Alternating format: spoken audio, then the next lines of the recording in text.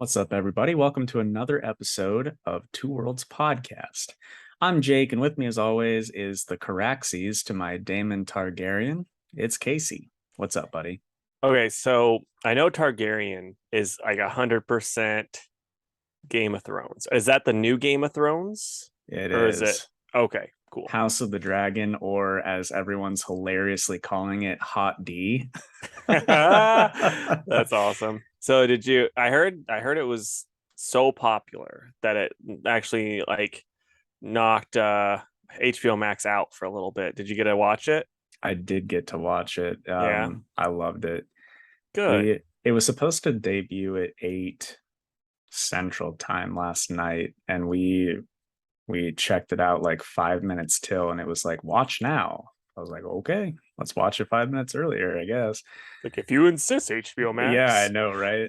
like do it. No, it was great, dude. The cast is amazing. Gosh, I'm blanking on his name. He's the lizard in Garfield's Spider-Man movie. Oh yeah. I know what you're talking Uh about. It's like he's Rise Eye fans. yes, thank you. He's in it. And man, I want that guy to read me a bedtime story every night. His voice is amazing, and Dude, he does a really good job in the show. speaking of people with amazing voices, me and Bree went and saw Nope this weekend, and there's a dude in there who has like first off, they have like two people that have amazing voices. They got I blank on the dude's name now, but the dude like I'm trying to think of what this dude's been in that you would know. He's in so much stuff, but that's not the one I was going to mention. But the other guy was in Halo 2. He was like because I was listening to a podcast then was talking about like a podcast I listened to was like raving about this movie, and so I was listening to that one. Finally, I'm like, you guys liked it way too much, but they're like, oh, it has this guy in it, and he was in Halo 2, and he was so and so, and then he got replaced in Halo 3, and it made everybody mad because he was so good in Halo 2. I'm like, I need to bring this up to Jake, but now I'm blank on the dude's name. What, like, would you know the character's name if I said it? Probably, Was it the Arbiter? maybe. I'm gonna Google it now because Keith David? oh no, Keith David's in it though. That's the other dude. Oh, okay. But It then might this have other been guy, might have been Sergeant Johnson then. no, it wasn't. I wasn't a sergeant. Okay, so it's he's played by Michael Wincott, and dude's got this like coolest voice. But that movie it was so. I mean, there's no part of me that's like the people on Oh, okay. He Tokyo played the Lives. Prophet of Truth. Okay, Okay, yeah, cool. yeah. People like on Tokyo Lives are like, this is amazing. It's a perfect movie. And me and Brie are both kind of like, it's fine. Dude, I feel like people just have to say that they love the movie to be cool because it's you know, what's his name, a Jordan Peele Jordan Peele. movie. Yeah. Yeah, I mean, like it's weird. He peaked with Get Out, and then everything since then's been kind of like, eh, don't think it's fine. I respect the hell out of him though. Yeah, no, I mean the He fact that he can be hilarious, like as just so dang funny, and then be doing this stuff now, it's pretty awesome. Yeah, for sure. But yeah, so that the Hot D was the first thing I was going to mention. I liked it a lot. If you're at all a fan of the Game of Thrones stuff, then check it out. I really hope that it keeps the momentum. Because man, it was a crazy first episode. Really, really like Matt Smith in it. Um, he he does such a good job of I don't know, you just don't know what side he's playing right now, and he does a good job with that. And he actually makes a pretty like terrifying dude whenever he wants to be. Nice. He just That happens to look like Matt Smith, you know what I yeah, mean? that's like people are making fun of that on Twitter a good bit with Matt Smith. Like, do I have to stare at this guy every week? Yeah, that's I, funny. it's nice because like I always thought he looked weird. Like I love Matt Smith, but I always thought I was like he looks like a weirdo. But then I remember like the Doctor Who fangirls were like, he's so hot. I'm like, him? No, they don't actually think that. It's because he's the doctor. Yeah. The And Doctor, he dressed like a quirky nerd, Yeah. which I liked. I mean, it was I liked that style, but it's like, come on, it's Matt Smith. Yeah. But anyway, yeah, so I'd give that first episode an easy like 8 or 9 out of 10. Really, Nice, really liked dude. it. So is the special effects pretty solid too, since it's an HBO Max show? Like, It is so like it's clear that they were like, this is Game of Thrones related. Here's all the money. But like my favorite part about the effects is that so like in Game of Thrones, all three of Daenerys's dragons just they looked exactly the same. They were just different colors. In this one, the dragons that you see, each one it looks very unique, and I think that's super cool. So I mean, that does make okay. This is like me with very little knowledge. But that makes sense because weren't all of the dragons in Game of Thrones basically this like same litter? So like they would all, it makes sense why they would all look the same, and then these new ones, since there's dragons everywhere, they would all have, all be different because they would come from different, you know, parents basically. yeah, I mean that certainly could be the explanation for it. There's like at this time period, it's 200 years before Game of Thrones, so there's like a lot more dragons around right now. So Yeah. I would imagine that that is how they would explain it. So But while we're sorry, go ahead. I was just move on to the next Mhm. my one of my bits about HBO Max. Since we're on the subject of that, they've taken down, I guess, a good chunk of their cartoons, including like Infinity Train, Close Enough, like not just the ones that they didn't just cancel them, they're just off their website. I think it was like the Slumber Land Island or something like that. Like a bunch of these like pretty solid cartoons. So if you're a big cartoon fan, it's like HBO Max was pretty sweet because it had like a lot of good ones, and then they're just almost all gone. Like most of Cartoon Network stuff that was on there is off of there. It's a real shame because, like I said, a lot of it was good, and I guess the big reason is because they didn't want to pay royalties to the creators to have it going. But it's like I don't know. It's one of those things. Like if God the Criterion Godzilla wasn't on there, I probably wouldn't keep HBO Max. But that's the big reason right now why I have it, because it's Yeah. because like oh what's the like there was another one that was on there that was really good that I wanted to rewatch, but they got rid of that a little while ago. But yeah, they're just all gone. Well, you keep it for the Godzilla, I keep it for the hot D. Yep. I have a feeling this is gonna be a D heavy episode because I'm gonna be bringing some up when we talk about comics. So Excellent. I can't wait. we already know the title of this episode's D Yep. heavy episode. All right. Moving on. We got news of a Common Writer book a while back, but they showed some of the covers and stuff to it this week when everybody was dropping solicitations. And as someone who doesn't know anything about Common Writer, he looks awesome, Yeah. at least on these covers. But anyway, that's going to be called Common Writer 01, and it'll be written by Brandon Easton and then art by Hendry Persettia, and that'll be out in November through Titan Comics. So It looks, yeah, I didn't see it. I'm looking at it now. It does look pretty sweet. The only downside with like some of the live action Kamen Rider, I've not seen hardly any. There is a clip that I retweeted one time on my Twitter account that I just need to send you. It was like I think it was Kamen Rider, where it's just like you won't know what's happening, but they had like the villains this time are all like based on historical figures. So there was like a Hitler one, a Pol Pot, I think, like like a bunch of just like different like crazy things. It's hilariously weird, and like when the clip itself is so funny because all this different stuff happens.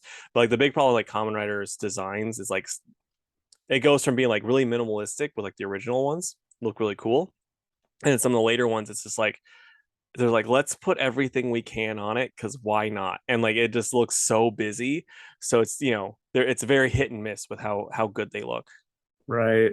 I mean, this one looks cool. He just looks it's like Kevlar with like minimal armor, but then like an ambush bug type helmet. It's Yeah, cool. Real quick though, before we move on, when I was looking at the Titan comic solicitations, I saw one that's really gonna make you laugh and roll your eyes. nice. It's called Bash Volume 1. It's written by Rudy Gobert Oh God. and Helif Bey with art by Vince Serrano. And it's an anime influenced basketball adventure across the cosmos. Young Rudy comes out of the poor neighborhood of Navilia, but dreams of being a star of Bash, a brutal, high octane version of basketball. And his talent might just make it happen. But can he make it while threats come from every corner of the galaxy? So it's a young adult original graphic novel, perfect for basketball fans, sci-fi, and sports manga fans. You know that this has to be, a work of fiction because Rudy is so soft. If he ever was in anything like Bash, he would just cry and curl up in a ball. I know, right? Like, it's cool if he is like a big anime and manga nerd, but it's just like, man, how much of this is just him jerking himself off? You know what I mean? I bet it's a good bit that it might be a little bit the other, but I think it's a good bit just him doing that because wow, that's Yeah. just so stupid. All right. I can Yeah, do you another got a one or lot more two. news than me. I do. Mine's mostly rumor crap. So So we got uh a release date for Sonic Movie 3. That's going to be December 20th of 2024. Obviously, I'm excited for that and just wanted to share since they made it official. nice. What do you think? Because like movies anymore, they always have to like one up themselves. And since they brought in Tails and Knuckles last time, what do you think as like the resident Sonic fan of the group? How are they gonna one up it this time? Big the cat. There we go. No, they're one upping it with that post credit scene from Sonic 2. So spoilers, skip ahead 10 seconds if you don't want to hear it. It's Shadow. Oh yeah, I remember that now.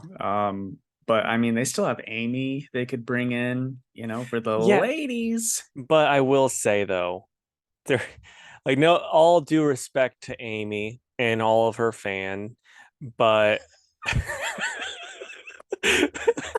but it's like oh yeah, let's do Knuckles and Tails, the most popular characters, and then be like this time Amy. Yeah, but they could give her an attitude and she can boss around the boys with their Pico hammer. There you go. Never mind it. I see how it works well now. Yeah, I know, right?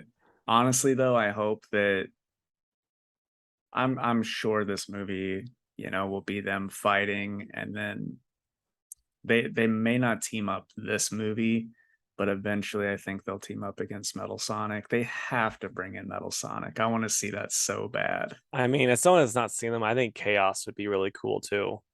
Yeah, I mean, Chaos could be in this movie. It could be Yeah. a direct adaptation of Sonic Adventure from Dreamcast. Um, Speaking of, do you think Rouge the Bat would be introduced in that movie or in the Knuckles spin-off show? The Knuckles spinoff show. At least That's I what I think that would figured. be like more appropriate. Only Because she only would try to downside, steal the emerald. yeah, only downside though would be like if they then I don't think they're like this worried about continuity crap in the Sonic verse, but if they're like, okay, we did our Knuckles stuff, you better have watched that before Sonic 3. And it's like it's very heavy Rouge the Bat, and they're like, who is this? Dude, I think it would be amazing though if they were like insanely continuity detailed like that. I think it'd be hilarious, but I mean, until we get the Kin Penders verse, I don't care. Fair enough. And if you're listening to this, that's you gotta take a drink because anytime we mention Kin Penders, you gotta take a drink. All right, and then I'll do one more thing before we get into some of your rumors. Where was it? Oh, there was a big debacle this week with Diamond and GameStop. Did you see about any of that, Casey? Nope. Okay. So essentially, Diamond is suing GameStop for almost $3 million because I guess GameStop ordered a whole bunch of stuff and then said, we don't want it when it was like time to pay, but too far past the cancellation period. And now they're going to court over it. So, you know, we'll see what happens there. I don't really like you all know my feelings on Diamond at this point, but that being said, I am still a man of principle, and if GameStop ordered that stuff, then GameStop should pay them for it. If Diamond wins this though, with how bad they do business, I think that's a sign that you and like a bunch of other comic book companies need to get together and have a class action lawsuit against Diamond. I agree. I totally agree. But anyway, I just thought that was like kind of funny and interesting and wanted to bring it up. It's just like, man, like I realize that GameStop is probably like maybe their biggest buyer, especially since Diamond has that lucrative deal with Funko. But it's like you're gonna make a big stink out of this when you literally do not give a shit about any of your customers. Just Yeah. zero F's given. So it's like whoever wins, I'm just like, whatever. I Yeah. can't stand GameStop for being so darn pushy when I go in there, and I can't stand Diamond because they ruin my business sometimes. Speaking of, we don't get to talk about do a power bomb this week. Exactly. But that one's on UPS. They lost it. I'm still gonna blame Diamond because it's Fair easier that enough. way. I agree. Okay, so reports indicate, speaking of HBO Max getting rid of cartoons, like I talked about earlier, they have no interest in a season 5 of Young Justice. But with this one, it's like, let's just wait 10, 15 years and we'll get season 5 probably because that's how that show goes. Yeah. I'm curious if that it's like why bring it back if you're not going to make a strong push, because I feel like people are liking it and watching it, but Well, I think the big thing is just Warner Brothers Discovery, like the Discovery, since they're the ones that are kind of like heading stuff up, they're like the way it sounds is from stuff that I've read online. It's like because the Cartoon Network social media people were not happy about all of their stuff getting taken down, and they were like actively telling people just to pirate pirate the stuff because they want it to be seen. Like they retweeted someone post saying about Infinity Train, like, oh, here's the whole first episode of Infinity Train that you can watch, and then they just retweeted that, passed it along since HBO Max got rid of it. So I think it's there's a lot of unhappy folks over that way during this merger. yeah, for sure. Okay, so before I'm gonna save all my comic stuff, I'll just lump it together for Okay. last. So real quick, I'm gonna talk some D&D news. Ooh. Wizards of the Coast announced this week the next generation of Dungeons and Dragons. So fifth edition is no more. It's going to be called One D&D. Um, Not a lot of info on that yet. They said that anything that's come out in the last 10 years will be playable with the like current rules. There's just going to be some like minor tweaks to the rules. I hope that it's not. I hope that this new edition doesn't mean like a bunch of heavy rule changes, like third edition is way different than fifth edition and whatnot. I hope it's not one of those things, because I think fifth edition is very like user friendly, for lack of a better term, and I just don't want to see that go away. Yeah. So I'm waiting for like a live stream of some sort to see what it's all about, because I think a big thing that they're going to be promoting is creating your own 3D dungeons with Oh, this. cool. So like, I feel like whenever virtual reality is commonplace, D&D is going to be one hell of a time, right? Yeah. so so we'll see it'll what happens. it'll actually just be like you'll be able to do it so that we could actually do this together, but we'll just still be sitting around a table. We'll be in costume though, Yeah. and then everything else is gonna be the same.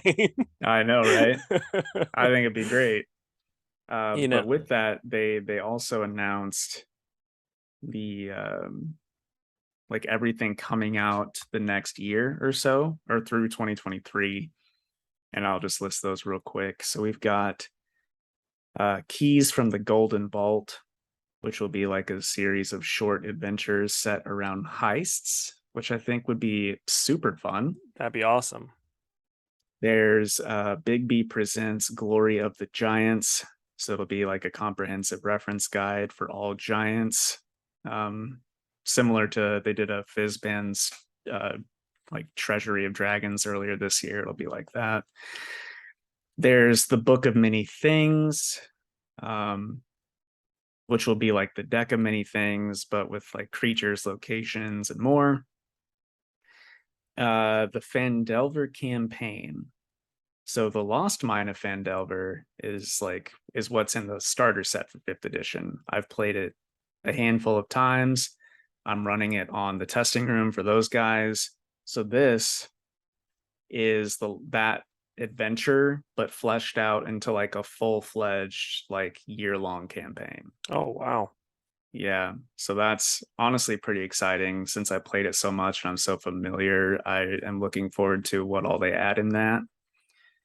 And then Planescape, which will be a 3-book collection offering up a setting guide, bestiary, and full adventure campaign, and like a slipcase bundle, similar to Spelljammers, which they just put out last week.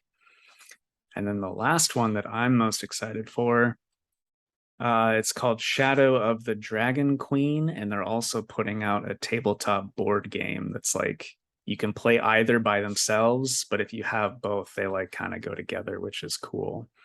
And that actually takes place in the Dragonlance setting of like advanced D&D. So I am so excited for that. Okay, so I have a dumb question because how much like of when you DM is it like stuff that you're making up, and how much of it is stuff off of the already done books? It totally depends on your players, really. Um, I would say maybe like a third of the time you just kind of have to make up something because they'll ask a question or want to do something that is just not in the book, and you just got to roll with it if I you're gotcha. a decent DM. And I acknowledge that I definitely need some improvements in that aspect, but that's just part of Just take growing. an improv class. Yeah, I don't want to be around improv people. No offense to anybody that's an improv person. um, But yeah, I could not be more excited for all of that. and then if you and me ever get to do like a Two Worlds D&D cast, I have the perfect idea for a theme song.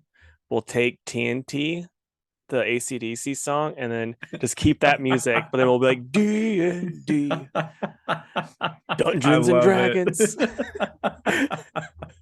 That's so funny. I'm all about that. Okay, so my last bit of news before I take a trip to the rumor mill, we're gonna have a Ezra Miller 2022 watch update. So basically, they just apologized.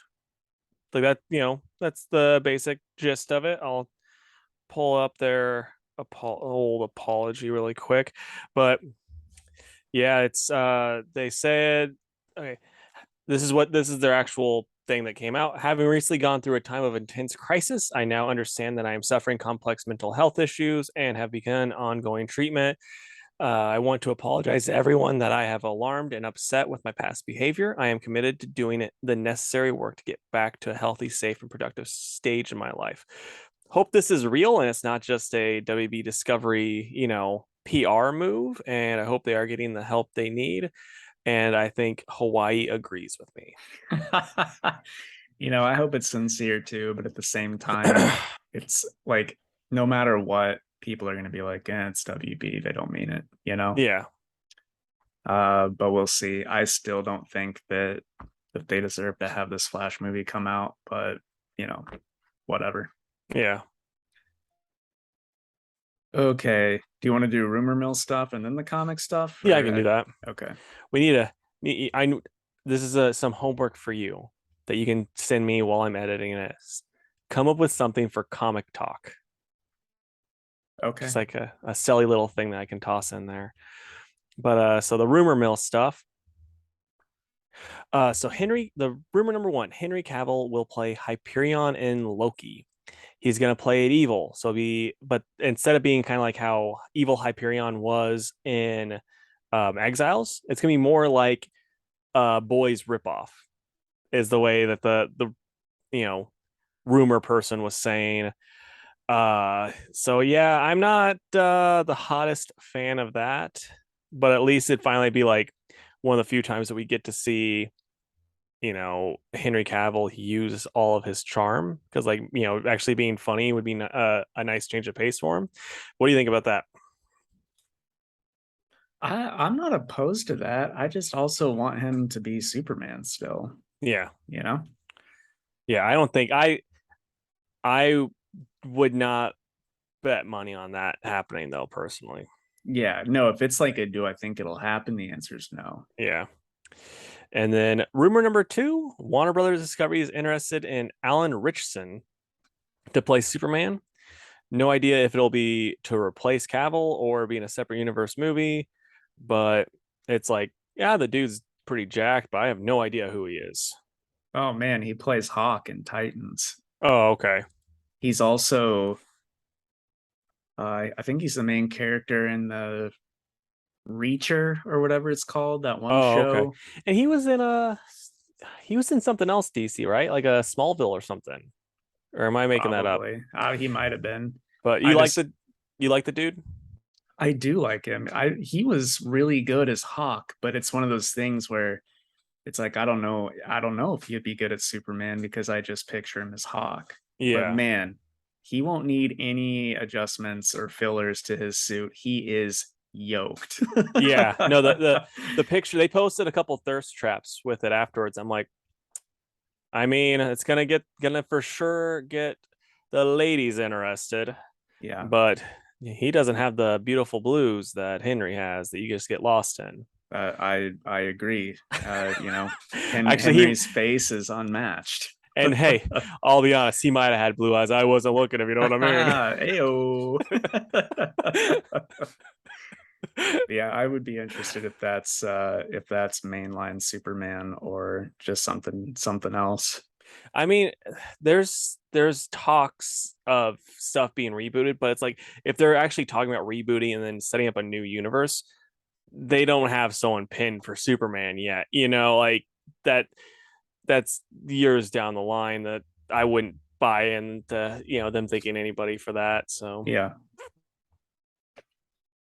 All right, let's talk about some comics. So I'll do DC stuff and then Marvel. So Jeff Johns is bringing back the Justice Society of America for an ongoing and a Stargirl mini, and then a one shot called The New Golden Age, which is what is going to set all this into motion.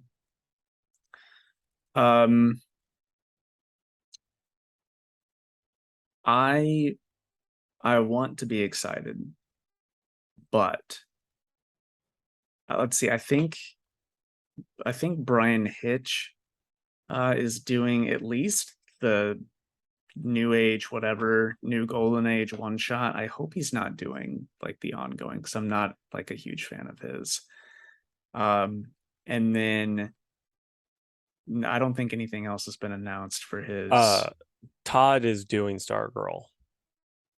Oh, is he? Okay, Yeah, cool. because I Oh saw yeah, that okay, there it is. on Yeah. his Instagram. So that's the only reason why I knew that. Oh, hold up. this just had an edit to it, or not just, but since I looked at it earlier. So the new Golden Age will be the one shot from Jeff Johns, Steve Lieber, and Jerry Ordway. And then the JSA is going to be drawn by Mikkel Haneen. So that's going to look so good. Yeah. And then, as Casey just said, Stargirl, The Lost Children by Jeff and Todd Knock. So I'm gonna say this though, and this might be a little controversial. I love McElhenney, as I've mentioned multiple times. I don't know how that art's gonna work as well with the JSA peeps because I think, to me, I think a Todd Knox style works better with those guys versus the hyper realistic style. And I could be wrong. It might come out, might be looking amazing, but you know what I'm saying? I do know what you're saying. They posted a cover though, and it looks so good. All right. But I do understand what you mean though. Okay, and then Todd McFarlane and Greg Capullo are doing a 48-page Batman and Spawn crossover. A little throwback to the ones they did in the 90s. Todd claims that it will be the best-selling comic book of the year and maybe the century. Any thoughts on that? I don't think it will, but I think it I will sell a ton for I sure. think it's gonna sell a ton. But okay, here's a like legitimate thing. Do you think it would be better, like sell better than the Last Ronin as a comic book shop, owner? Yeah, I do. Really? Yeah. Okay. See, this is the thing. Like, I'm very much away from like the Spawn universe. Like, I don't. For me, it's like I didn't think Spawn would sell that well, that type of thing. But Dude, there was a time like around 2010, maybe a couple of years before or after that. Those issues are like 20 a piece because they're like it was low print, not many people reading it, but now Spawn's big again, and all those old back issues are just skyrocketing. And now we've had Gunslinger Spawn, King Spawn, and the Scorched all spin off, and they're all selling just as well as regular Spawn. So wow. like I do think this is going to be huge. I am curious. We'll have to look at numbers and see if it does sell better than Last Ronin. Um, but Todd Todd said that now he did 500,000 with King Spawn, or like one of the Spawn spinoffs that just came out. He said he sold 500,000 copies. But he's like, let me do Batman with Greg Capullo and I'll easily double that. I was like, well, he might. It'd He be might. funny if it's like I sold 500,000 out of my trunk. Diamond did the rest. Like, it's like people were loving this. It's Yeah. like I didn't know. I knew he was a hustler, but dang, I didn't know he hustled that hard. All right. And then DC is launching Arkham Academy by Dennis Culver and Hayden Sherman. And that looks to be like the opposite end of the spectrum from Titans Academy. Uh, I don't know if it's like villains trying to be like scared, scared straight or whatever that show was, or how they're going to go about it, but that's the thing that's happening. And then I Rosenberg. Mhm. really quick, I didn't see anything about that, but how, like, since it's, I'm assuming younger characters too, since it's an academy. If it's headed by Punchline, I'm gonna scream. Well, I hope not. I saw some of the character. Well, hold on. I'll just see if I can find it real quick. Because I saw some of the characters. I don't see a punchline. Um, there's Scorn, Lil Kitten, Enigma, Death Trap, The Noise, Wannabe Wilson, Dr. Otis, off, and then like two officers that I guess try to keep them online. I don't That I mean, recognize any of the characters. Some of them may have popped up in something here and there, but apparently there's going to be like a leading up to this thing in Batman Urban Legends that's going to be out in November. So Boy, they just make they try really hard to make that book something that people want to buy, and it's hard. I know it also sucks because they take up so much room in my bins. Even just mine, I always do like try to do two if I have it of each issue in the bins. And man, those are some thick books, and Yeah. they're $8. So, um, but yeah, we'll see how that goes. It's going to be a 3-part story. I'm sure it's going to be Black Label and in that annoying format, but whatever. Okay, so moving on to the Marvel stuff, because there was a chunk of new stuff coming out.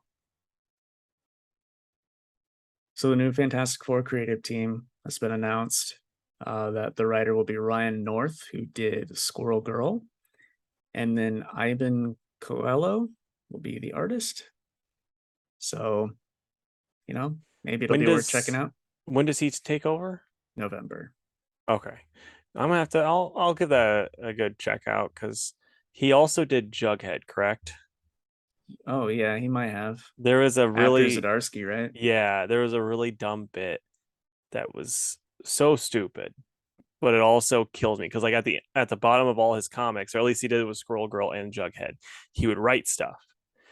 And so like Jughead's on a date with Sabrina, and Archie's like the he decides to become the waiter, but he's like doing stuff that's stupid in the background because he's Archie, he's a knucklehead, and like in the captions like, Archie, what are you even doing? That is funny. I like that.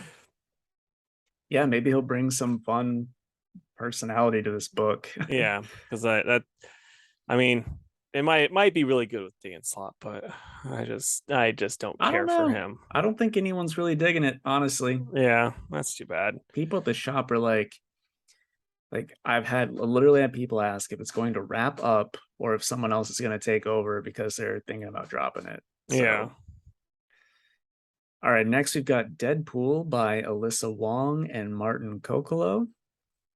I think Alyssa Wong, didn't she do Silk or no, Iron Fist, right? That we she just did. read. She did the first Silk that we read that made us both like, oh, we love this character. But it's like, and now she's doing Iron Fist. But it's like, man, I don't like Deadpool enough. Yeah.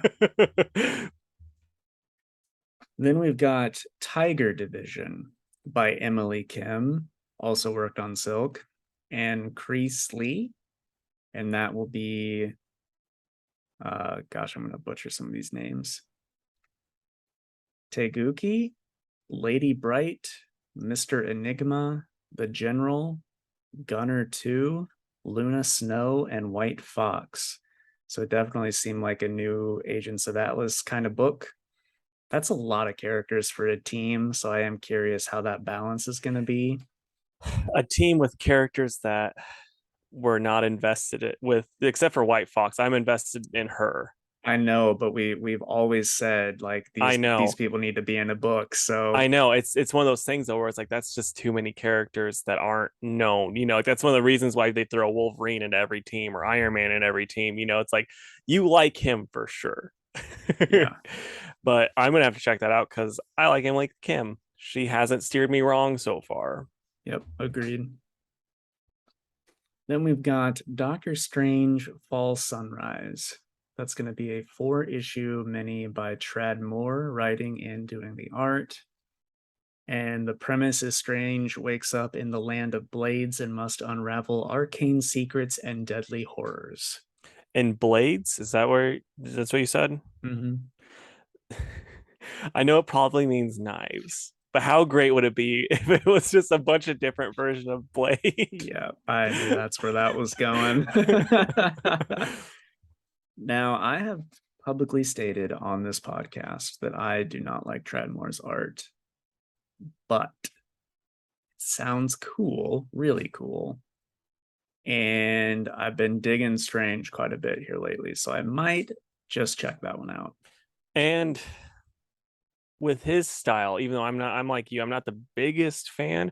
With his style, it might actually get pretty cool with the Doctor Strange stuff. Yeah, I agree. So Next, we've got, because they love to bring back stuff from the 90s, Extreme X-Men by Claremont and Salvador LaRocca. The team is going to be Bishop, Sage, Gambit, Rogue, Rachel Summers, Storm, Wolverine, and Kitty.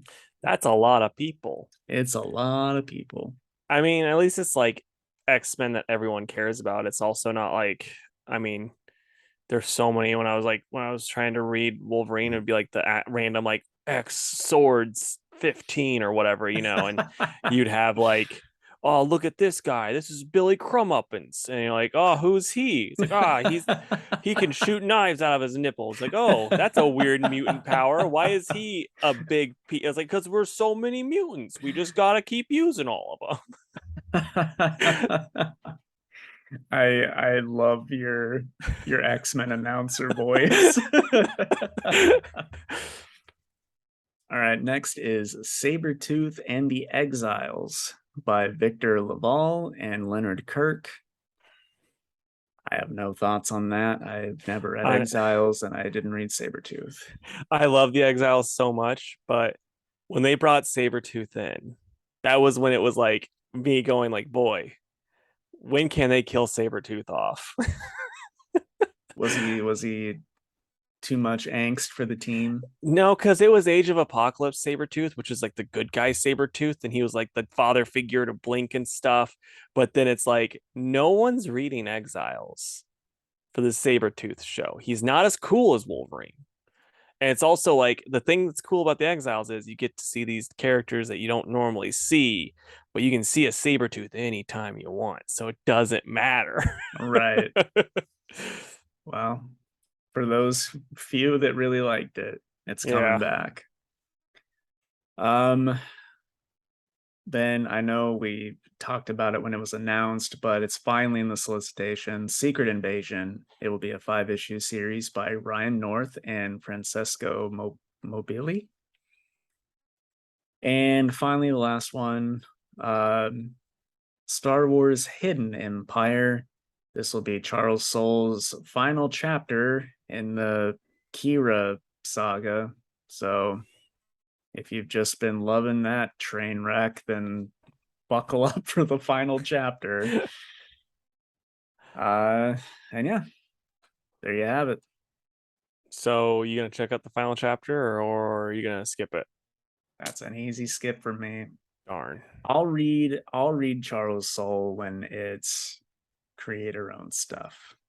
I Except mean, if for, well, I mean, what I read of his Daredevil was fine. I'm just saying, like anything, having read War of the Bounty Hunters, that's where I'm at with him right now. yeah, I mean, like, because I'll say this: about 85% of all of his stuff that I've read, especially his superhero stuff, is super good. I've not read any of his Star Wars stuff, but I'm also not the biggest Star Wars fan. Like Disney killed that. So, it's I can understand why someone would be upset from the way you talk about it. So I'm glad that you realize. that's like the same thing with Love and Thunder. It's like I still need to see that movie, but I'm also in no hurry to see that movie. So I was playing with I played some Halo with the testing room guys over the weekend, and we got to talking about that a little more. And I think it was Alex maybe who said he hadn't seen it yet or something like that. But anyway, the comment was made. But having heard it from everybody, it's not something that I need to rush out and see. Yeah, So and it's like Dragon Ball Superhero, I think, is out, and boy oh boy, I need to see that movie. I know, right? I do want to see that movie. I just forget. Like there's just so much stuff out. Yeah, And it's like, I mean, that's one of those ones where like I think I might be able to talk the girlfriend into going, but it's at the same time I don't want to just like look over as like cool stuff's happening and she's just Yeah. No, I get that for because sure. that happened with the Brawly one. She woke up like during the fight scene in Brawly though, and she's like, "Oh, this was actually pretty cool." And every once in a while she'll be like, "Brawly," but that's about it. That's really funny. All right. That is it for the news. So now we're going to take our ad break and then we'll come back and talk some comics. We'll be right back. All right. I have nothing to talk about. I mean, this is how it usually goes, and we spend like 50 minutes talking, so it is what it is. So, have you seen all the Fortnite stuff with old Goku and Vegeta and them joining the battle? Yes, I actually played for a couple hours over the weekend. Okay, so I know next to nothing about Fortnite, but can you like when you become, because I know like it has like all of the characters somehow, like they got the licensing agreement to just be like whatever character, but do you actually get there? Because I saw people doing the Kamehameha stuff, like if you're Superman, you get heat vision. If No. you're, so it's just it basically the Kamehameha wave is just now something that everyone gets, or how's that work? So you can pick it up. Uh Oh, okay. like like Capsicor capsules will land. They're like gold. They have a gold beam of light because it's so OP. And people will see that light and be like, I need to get that and go over there and fight for it. The thing is like if you get hit by it, you're probably dead, but it takes so long to charge up and you like jump in the air and like you can't cancel it. So like if you get beamed out of the sky, then that's a good Yeah, way to counter it. But if somebody gets it off, like it can just destroy a whole building and you in it if you get caught. I Um, gotcha. but yeah, I think like I could be wrong. I think it's just Goku, Vegeta, and Bulma I are the thought characters. Beerus also. Beerus, yeah, Beerus. And then um the Nimbus is a glider, and then Master Roshi's turtle shell is a back bling, and I think the man, I'm blanking on the bow staff that Goku has that expands, but that's like Power a pole. the power pole. That's a pickaxe. So Dude, could you and me open up a strip club? Like we wouldn't be have to be the strippers, but could we open up a strip club that's Dragon Ball themed called Power Pole Extend? oh, that has like more than one meaning, and I like it. I know. I mean, but with that in meaning, it probably all has to be dudes, right? Yeah, probably. That's super funny. I didn't Although, think about that when I said it, but I was like, well, I think people are lying if they say they wouldn't be all about some like gender bent stuff going on. So, yeah, that's true. I've been on Instagram. I know. yep. Yeah, the man, like it's a fine game. We play the no build mode because I'm not good at building. So there's no building, you just run around and shoot guns. And the building's like the stuff where people will just like randomly slap stuff together. And because Well, I've seen people play, but that's it. yeah. So like you use your pickaxe to destroy like trees and rocks and stuff to get the materials. And So then this game is basically just like it's like the Instagram of first person shooters where they're just like, let's steal stuff from all these other popular games and then make a game out of it. yeah, yeah, Okay, 100%. I gotcha. It's just the one that caught on, you know what I Yeah. mean? Um but anyway, so the Marvel Fortnite Zero War issue 3 came out this last week. And like, yeah, kids come in and their parents buy it for them. But the grown men that come in for it, dude, just like, guys, do you ever want to get laid? The way they talk about it, dude, is it's crazy. Yeah. I mean, this guy, like, if it's a grown man coming in by himself for it, he is going to talk about the game to you, whether you want to hear about it or not. And this one guy was just like, yeah, I think at this point I've got like 600 skins. Like my skin collection is insane, bro. And I'm just like, You know what's bad? He's not talking about the game. He's talking about the women he's skinned. no, there's no way he's anywhere near a woman. He's Ed Geening that shit, man. Well, either way, I'm like, I cannot wait for this to be over because I don't want to talk to these people anymore. Yeah, you can't wait for this to be Overwatch. Am I right? Because that's a game that came around at the same time, and it's a shooter. Yeah, the thing is though, the Overwatch comics aren't selling so hot in comparison. I wish they were. I'd rather talk to Overwatch people because those people are just like toxic D bags, where these other people are just non-functioning nerds. It's like yeah, I want to talk to these assholes, not these people that just genuinely like this thing. No, no, dude. Think C2E2 year one Gundam kid, Dude, but like except it's Fortnite and it's every person that comes in for it. I wish like every person that came in there, they're like, yeah, like it's like I like the game. It's like it's fun, I have like all these skins and like I just think it's dumb that like the dancing's a thing, but like I can kind of I can kind of do them if you think that'd be cool. If like I mean I don't know if you have an opinion on dancing, but like I can floss if you want to floss back, maybe. I don't know.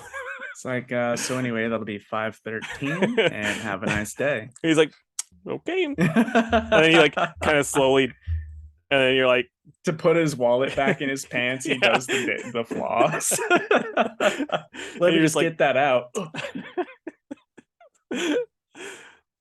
Yeah. Anyway, welcome back, everybody. If you want to hear Casey and I talk about Fortnite yeah, pretty and much. me kind of making fun of a couple people that came in to buy Fortnite comics this week.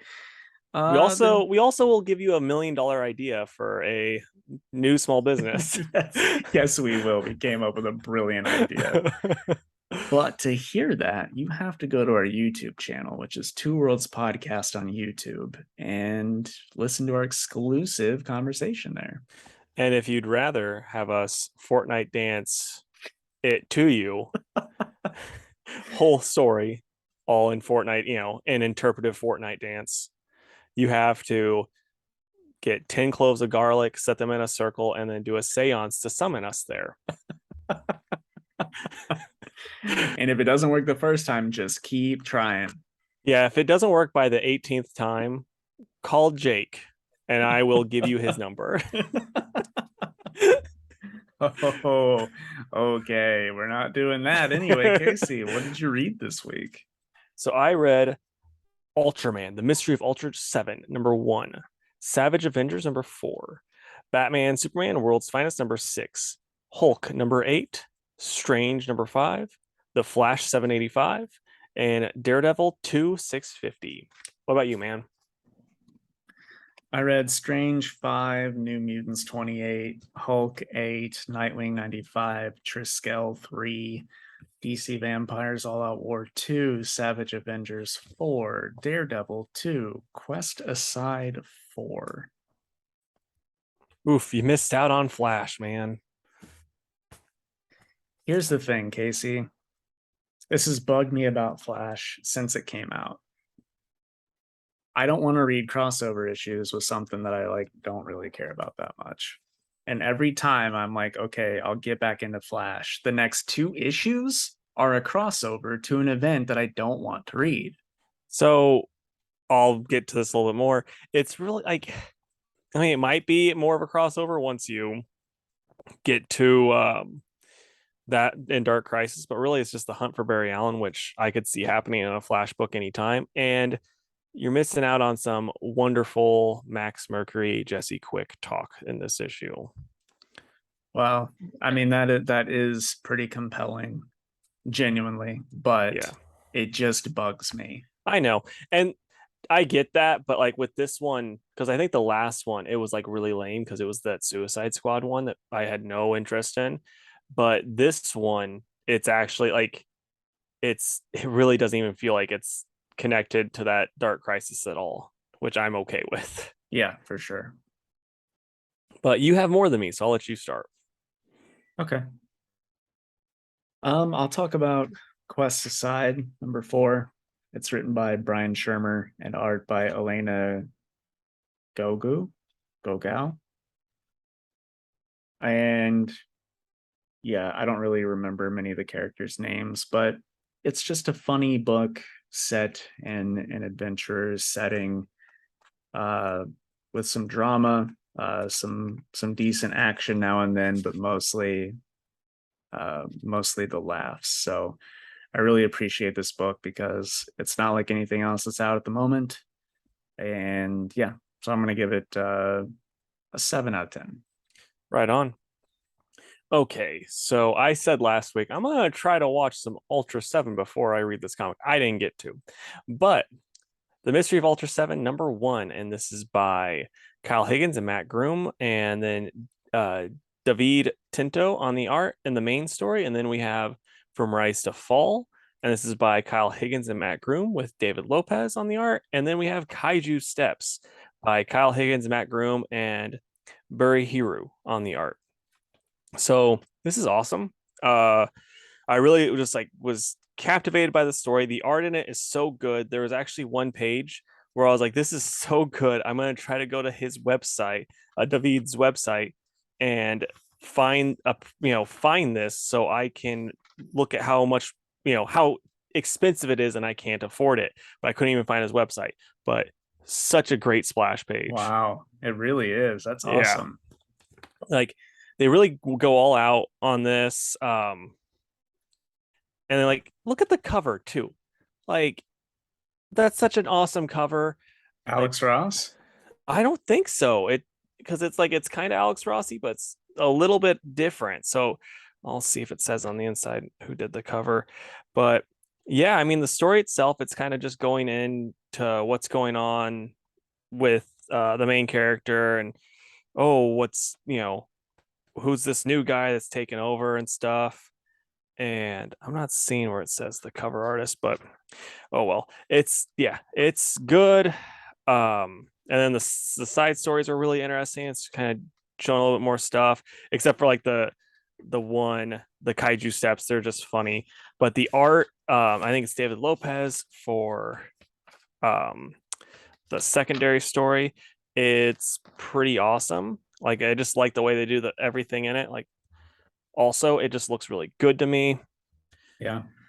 And Kaiju Steps is funny. It's Pigmon doing silly stuff, and I just like this a lot. I'm gonna give it a 9 out of 10. Like I was really torn between 9 and 8.5. Like there's different little story aspects I'm not a huge fan of, but all in all, it's just really good. And it's like a low 9, a high 8.5. In that area, maybe like an 8.9, but I'm gonna round up and give it a 9.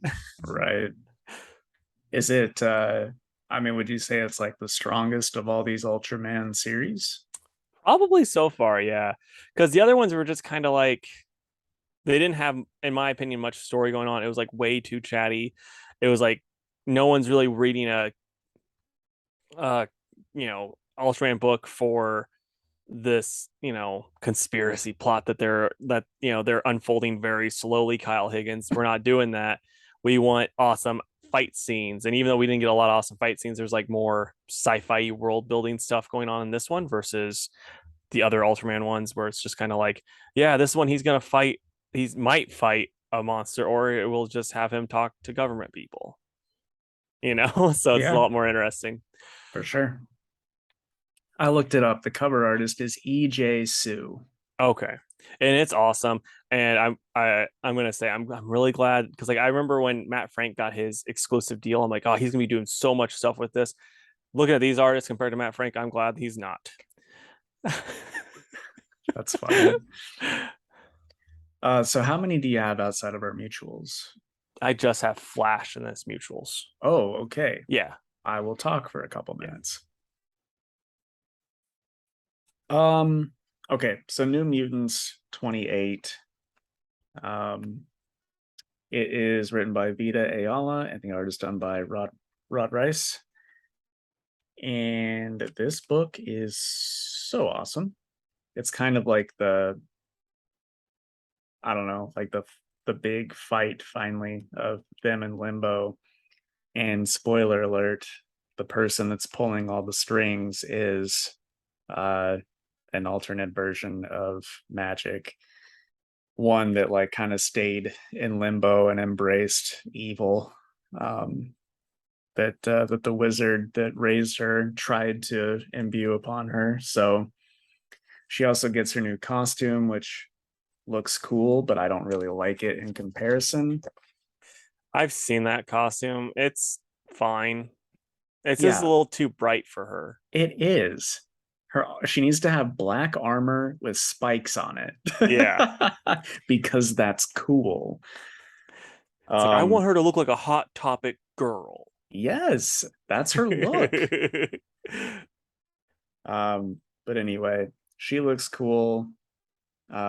Madeline Pryor, or as I now call her, Mommy Pryor, also looks really good in it and uses like this magic blood scythe. Oh shit. um, yeah, it's all cool. So Madeline takes over as the Queen of Limbo. Like that deal finally happens. They defeat evil magic, and then Can she go pretty low? yeah, yeah, Okay. she's when I say the Queen of Limbo, dude, she hasn't lost a game. Um, yeah, and then like the little backups, that's sort of like the 80s style fairy tale version, was also really, really good. So I just like this a lot. I saw the solicitations for like an upcoming issue, and it looks like a totally different team. So if Magic isn't in this going forward, I don't know that I'm going to read it, honestly. What if Mommy Pryor is though? If Mommy Pryor is, then I'll probably stick around and see if it's worth it. Um, but yeah, I don't think the New Mutants book is going to be Mommy Pryor ruling Limbo. You know what I mean? Yeah. So yeah, we'll see. But this one really was just amazing, and like Rod Rice's art is just so stinking good. Like, look at that. Hmm. It's just like a if they were all D&D characters sort of Yeah, thing. right. So this one gets a 10 out of 10. It is my pick of the week. Nice, man. Next, DC versus Vampires All Out War. It's written by Alex Packnadel and Matthew Rosenberg with art by Pasquale Quilano. Um, yeah, this is pretty cool. It's just like a small team of Constantine, Azrael, and a couple others trying to get Talia to give them the location of the last Lazarus pit on Earth because they think that that cures vampirism, basically. So that's pretty fun. There's some cool Dead Man stuff in it too. Boosters in it. Mary Marvel is a total badass in it. So it's definitely super fun. Um, it's also trying to find a cool page because like the art's really good in this. It's just like red, black, and white. Oh, that is cool. Yeah. So the art is a huge plus. Like honestly, this like I like the main story, like the main series of a fair bit, but this one was like awesome, like really, really awesome. And then the backup is all about Nightwing being asked by the vampires to kill their false queen. And the art like has this really good manga style. Like I know I keep showing you stuff, but like it's great. Yeah. So I really like that backup story as well. So I'm gonna give this a 9. Like this is what the main story should be. It's just dumb fun with random characters that you would not see together fighting vampires. Super Yeah. cool. Nice, man.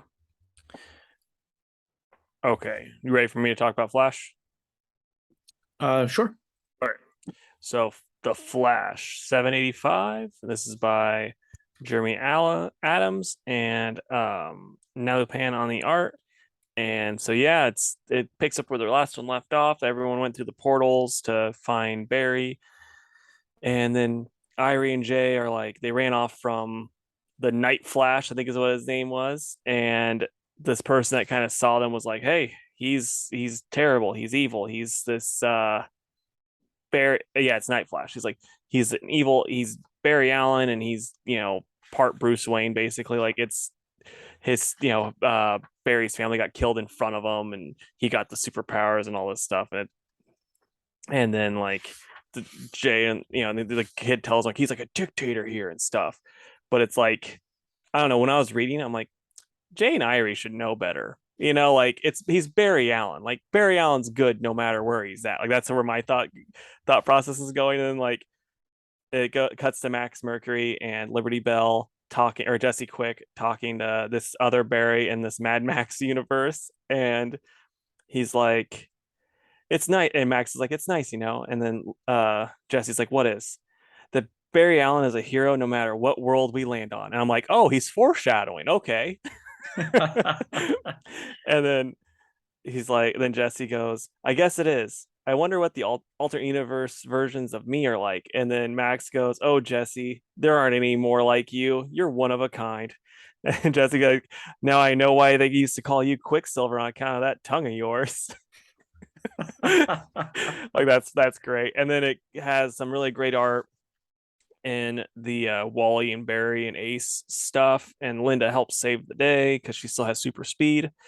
And that's another thing too. Linda's got super speed, and it's not like Wally's not like upset that she's been hiding this from him because they're just like probably the best married couple in comics. Yeah, there's like he's like, "Ah, cool, this is fantastic." It's like not a big deal. Probably will be talked about next issue, but and then like Night Flash is fighting Irie and Jay, and then it's revealed that the one little dude's a bad guy, and then Jay Garrick stops him, and then Night Flash just explains stuff, and then he's like, "Oh, I'm sorry for thinking you guys were bad," and they're like, "Hey, we're sorry we fought you," and then the bad guy just kind of escapes.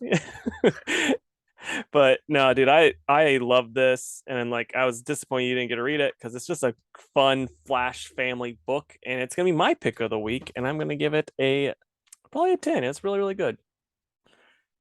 I'm glad that you liked it. You Yeah, said pick of because the week. like the one part about it that I was like a little like when I was reading, I'm like, Night Flash shouldn't be bad, and this is stupid. Then I was like, oh yeah, Irie and Jay are just dumb.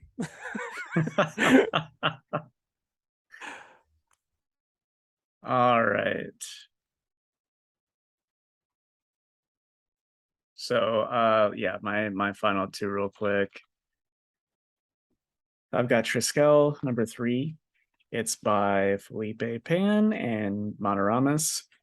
I won't get into this too much because I think I'm the only one reading it, but the art's really good. I like the watercolors. The story's starting to pick up. The kids have been kidnapped and kept prisoner, and somebody breaks or starts to break them out at the end of the issue. So yeah, I like it. It's definitely a solid book if you like coming of age stuff set in middle age times. So 7 out of 10.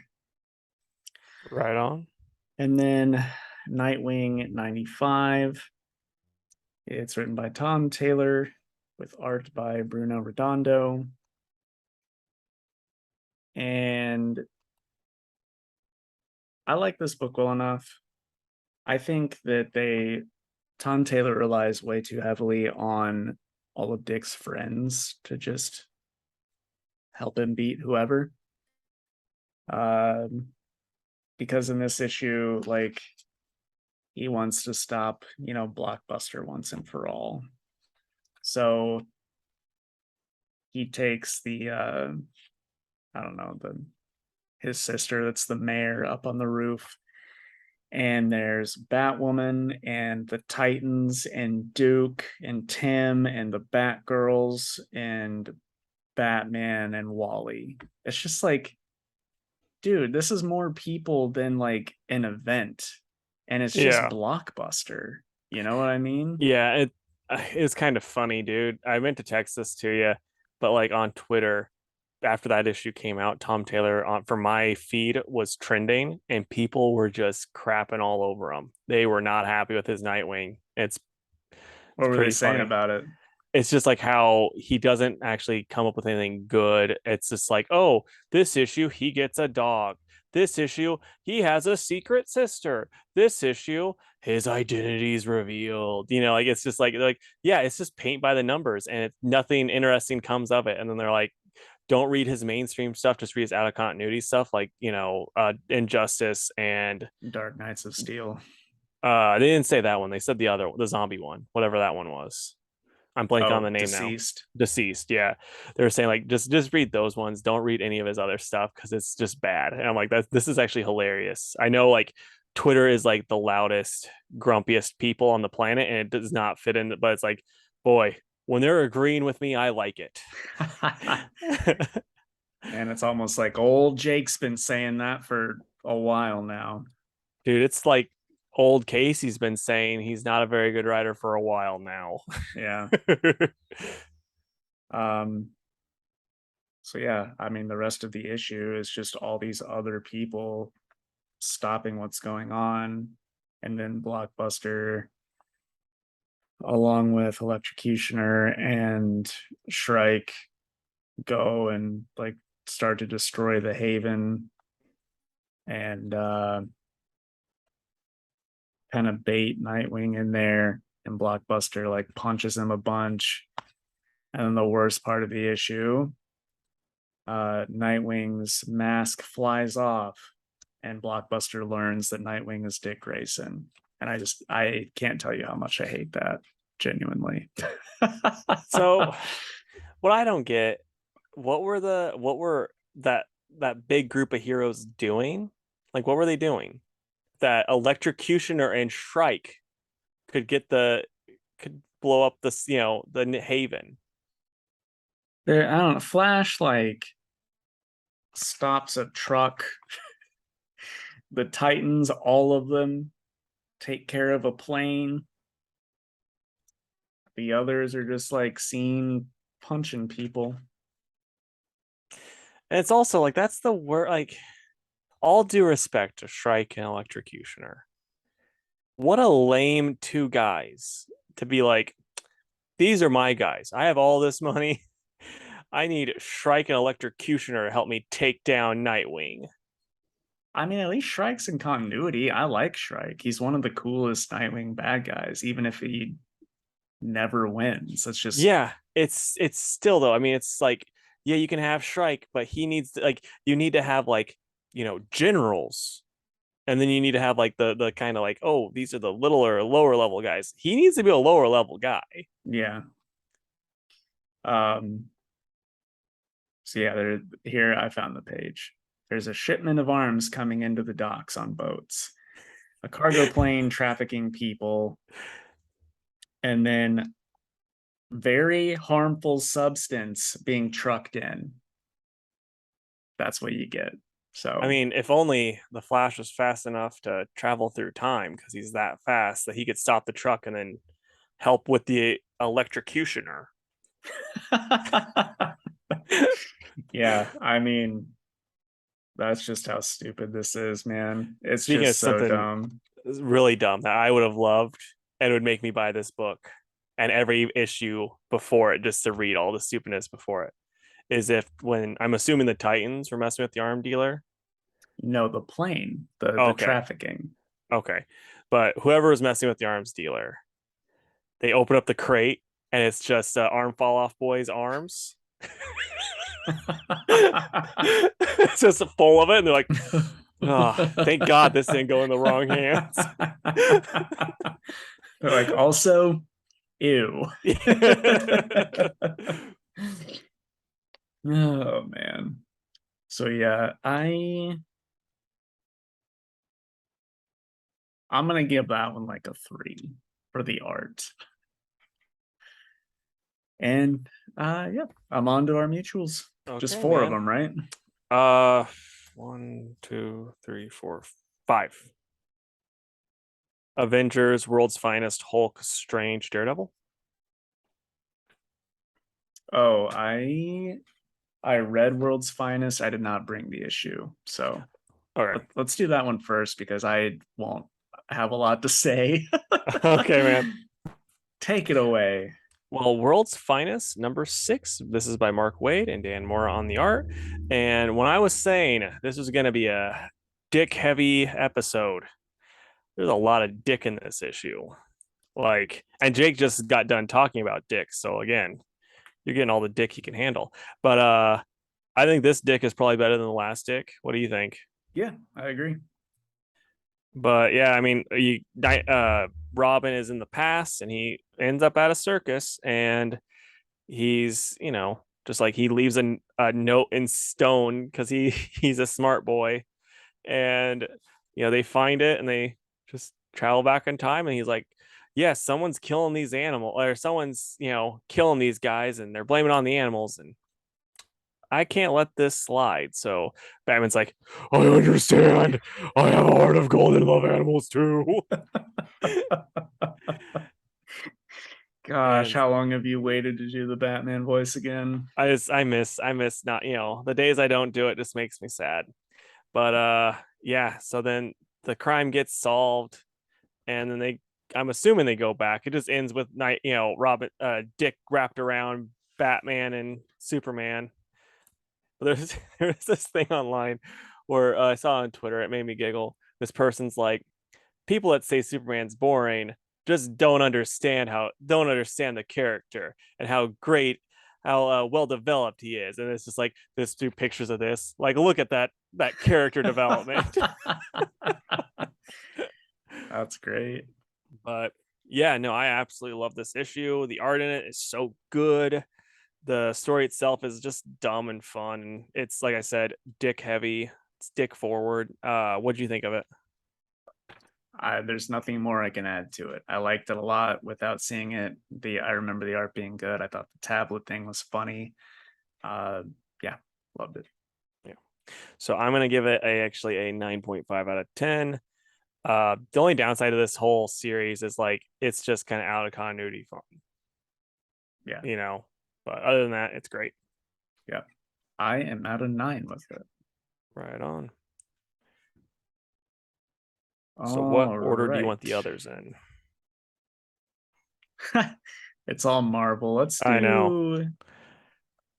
Let's just do Hulk, Avengers, Strange, Daredevil. Sounds good to me, man.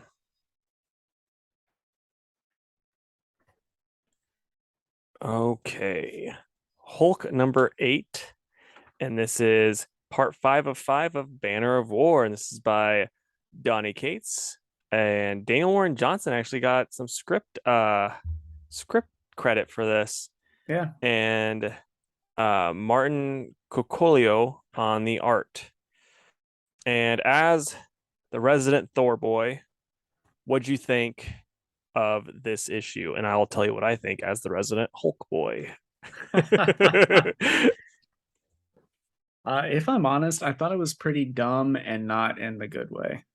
I thought it was pretty dumb and in the perfectly fine way, but not worth the wait.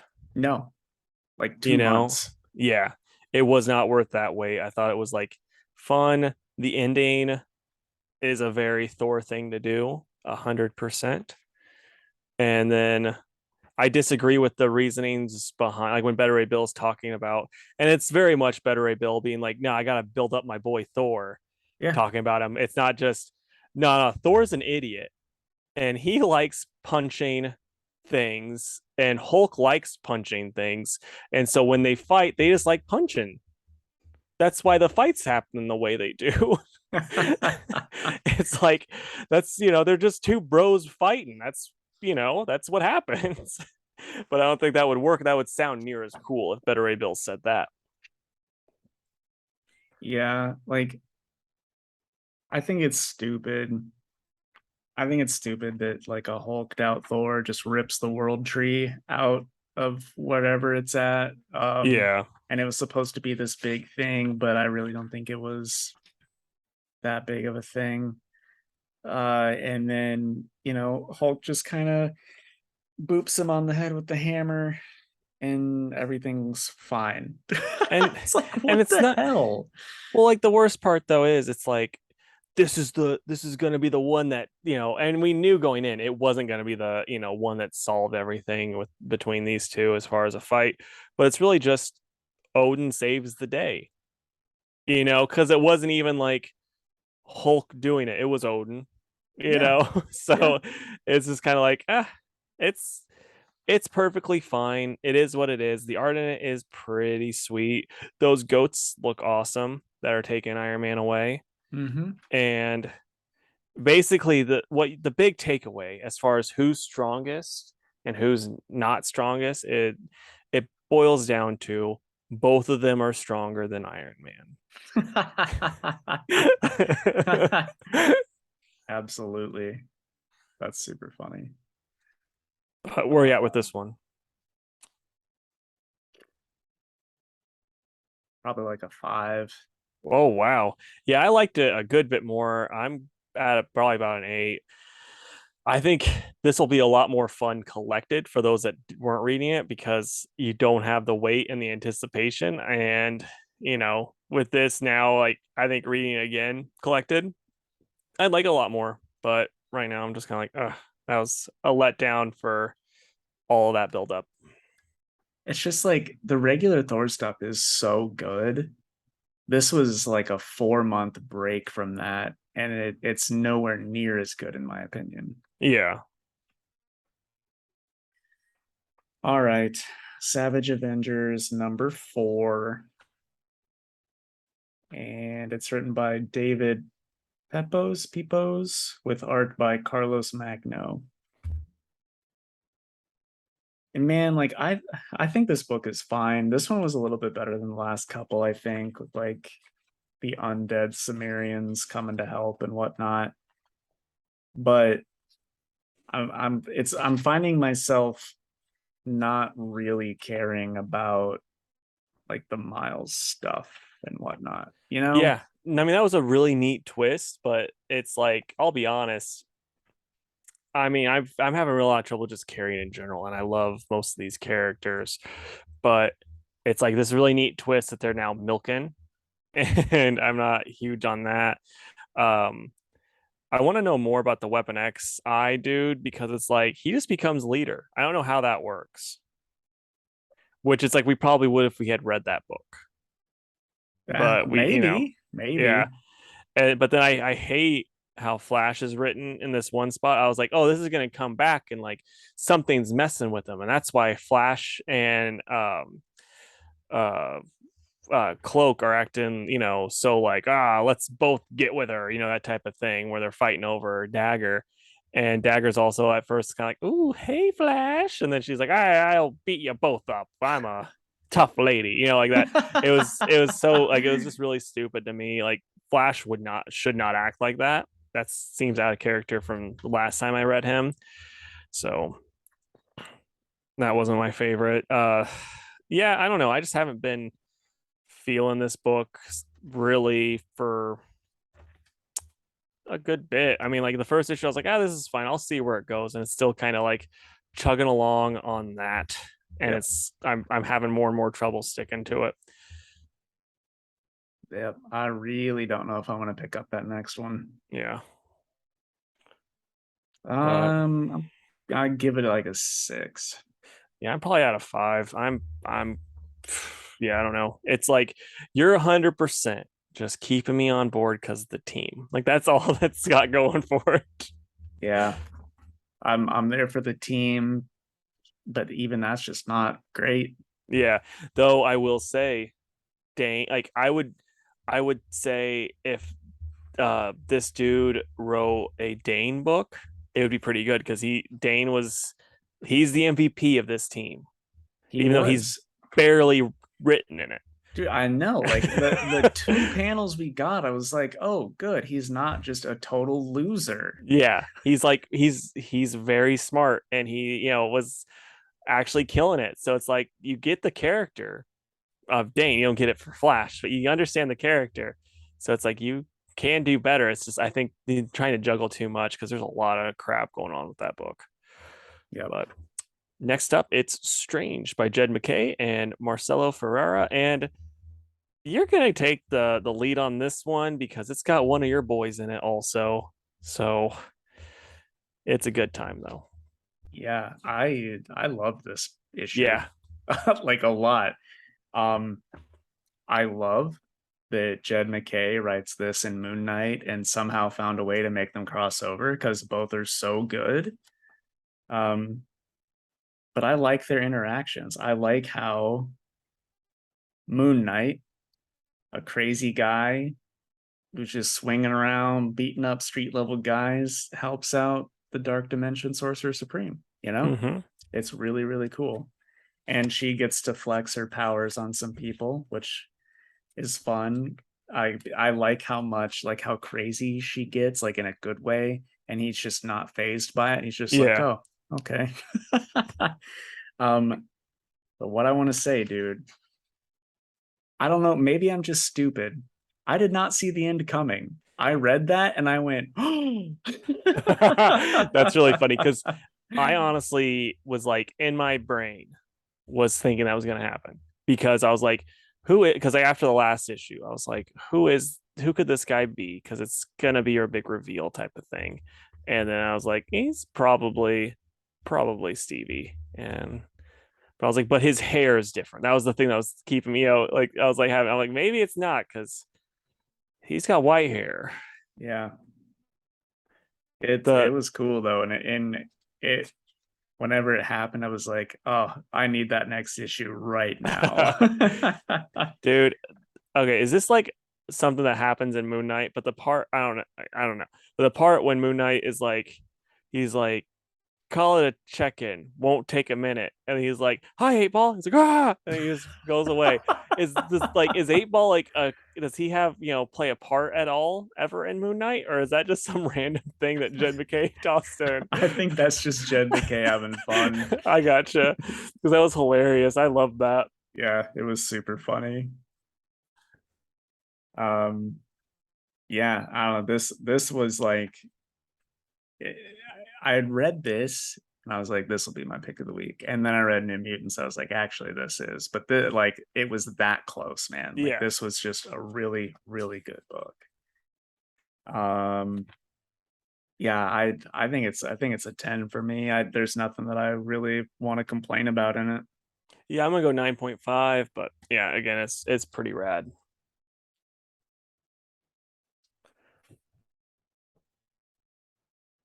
All right. And finally, we've got Daredevil #2, aka number 650, because Marvel needs to find some way to charge us $6 for this. But it's written by Chip Zdarsky and art by Marco Cicchetto, with some guest artists in Alex Maleev, Paul Azaceta, Phil Noto, Chris Samney, Klaus Janson, Mike Hawthorne, John Romita Jr., and Scott Hanna. So what'd you think of this, dude? I liked it a good deal. I'm still not sure how I feel about this Goldie dude. Yeah. And but like all the different artwork was pretty cool. And yeah, I mean I dug it a good bit. What you like as someone that hasn't been reading Daredevil as long, what'd you think? I mean, there's like little parts where I get confused and then kind of have to piece it together. Um, but like overall, I like it. I just want to know what the deal is behind Goldie.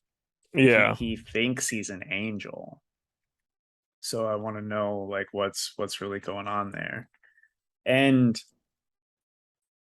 like I liked seeing the guest artists and everything, but it was pretty jarring to the story. Oh, see, it really didn't bother me because like they actually were jumping to different times. So, Yeah, but but I I mean, just overall, I mean, I think it's this was fine. yeah, I think it was good.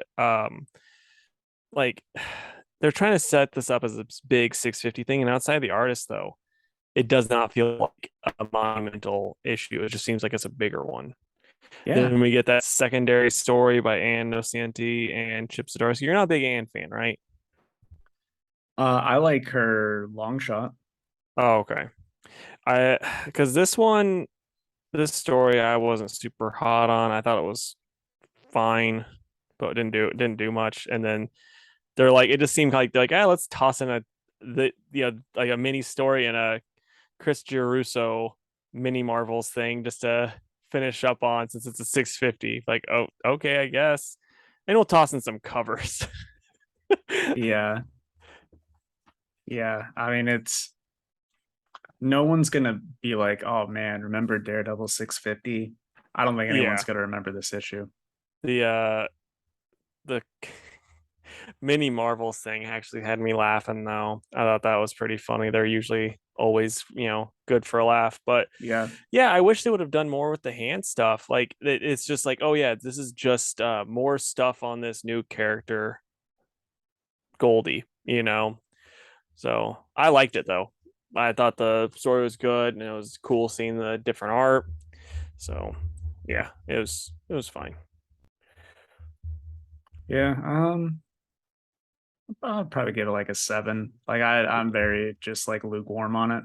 Yeah, I'm a 8.5, closing in on an 8, but 8.5 is, closer to how I feel. But what are you excited for next week? So I'm gonna say, man, it's hard not to say Task Force Z. I really like that book. Yeah, So Task Force Z, Samurai Sonia, because that's been awesome. And my third one, probably Fables. right on. And yourself? I'm gonna go with Public Domain.